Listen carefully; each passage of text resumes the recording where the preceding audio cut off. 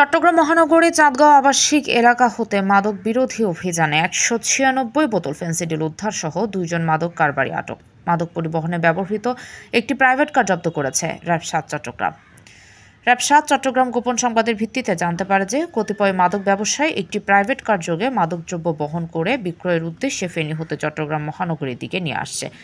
উক্ত তথ্যের ভিত্তিতে গত ১০ ফেব্রুয়ারি ২০২৫ তারিখে আনুমানিক ৩টা ২০ ঘটিকায় র্যাব-৭ চট্টগ্রামের একটি আভিযানিক দল চট্টগ্রাম মহানগরীর চাঁদগাঁও থানাধীন চাঁদগাঁও আবাসিক এলাকার পাকা রাস্তার উপর একটি অস্থায়ী চেকপোস্ট স্থাপন করে গাড়ি তল্লাশি শুরু করে।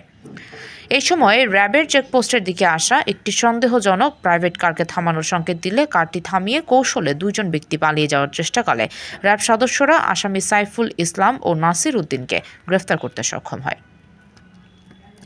পরবর্তীতে উপস্থিত সাক্ষীদের সম্মুখে আটককৃত আসামিদের জিজ্ঞাসাবাদ ও তল্লাশিকালে প্রাইভেট কারের ড্রাইভারের সিটের নিচে বিশেষ কৌশলে রক্ষিত স্কচ টেপ দ্বারা মোড়ানো ৮টি প্যাকেটের ভিতর হতে ১৯৬ বোতল ফেনসিডিল উদ্ধার সহ আসামিদের গ্রেফতার এবং মাদক পরিবহনে ব্যবহৃত প্রাইভেট কারটি জব্দ করা হয়।